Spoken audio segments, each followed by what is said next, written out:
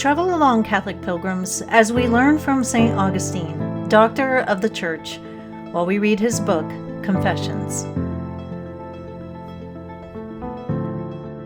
Hello, Catholic pilgrims, welcome back. Today in our reading, it's almost like St. Augustine is just gushing with all the news of the day. We are going to get all kinds of information about what is going on in the Christian world of Milan, and I think you'll find it very interesting. We are reading from Book 9, Chapter 7 on page 191.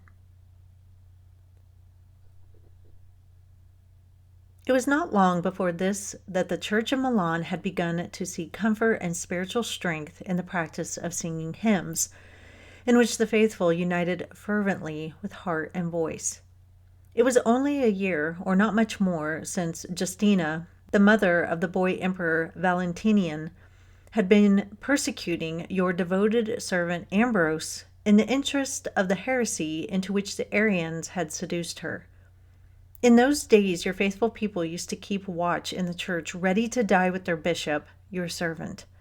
My mother, your handmaid, was there with them, taking a leading part in that anxious time of vigilance and living a life of constant prayer. Although I was not yet fired by the warmth of your spirit, these were stirring times for me as well, for the city was in a state of alarm and excitement. It was then that the practice of singing hymns and psalms was introduced, in keeping with the usage of the Eastern churches, to revive the flagging spirits of the people during their long and cheerless watch. Ever since then, the custom has been retained, and the example of Milan has been followed in many other places, in fact, in almost every church throughout the world. It was at that time, too, that you revealed to your Bishop Ambrose in a vision the place where the bodies of the martyrs Protestius and Gervasius were hidden. All these years you had preserved them incorrupt in your secret treasury, so that when the time came, you could bring them to light to thwart the fury of a woman, a mere woman, but one who ruled an empire. For after the bodies had been discovered and dug up, they were carried to Ambrose's basilica with the honor that was due to them. On the way, several persons who were tormented by evil spirits were cured, for even the devils acknowledged the holy relics. But this was not all. There was also a man who had been blind for many years, a well-known figure in the city. He asked why the crowd was running wild with joy, and when they told him the reason, he leaped to his feet and begged his guide to lead him where the bodies lay. When he reached the place, he asked to be allowed to touch the briar with his handkerchief, for it was the briar of your saints, whose death is dear in your sight. No sooner had he done this and put the handkerchief to his eyes than his sight was restored.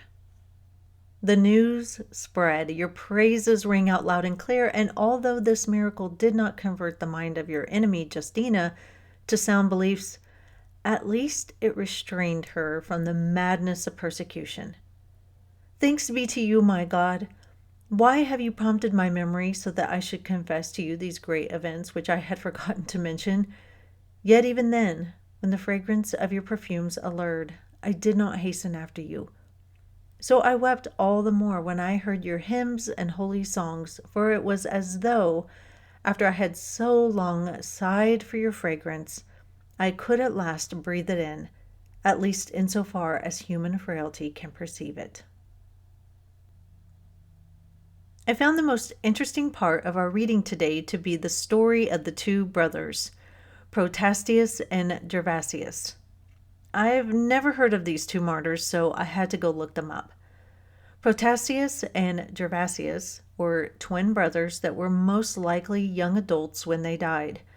Their parents were martyred, and they followed after. The whole family was martyred very early on in the Christian life, though scholars aren't exactly sure what Roman emperor they were executed under. Anyway, the location of their burial places were unknown in Augustine's day, but St. Ambrose has a dream that reveals to him the location of their graves. And St. Ambrose has some of his priests go to the spot and dig, and what do you know? They find their bodies.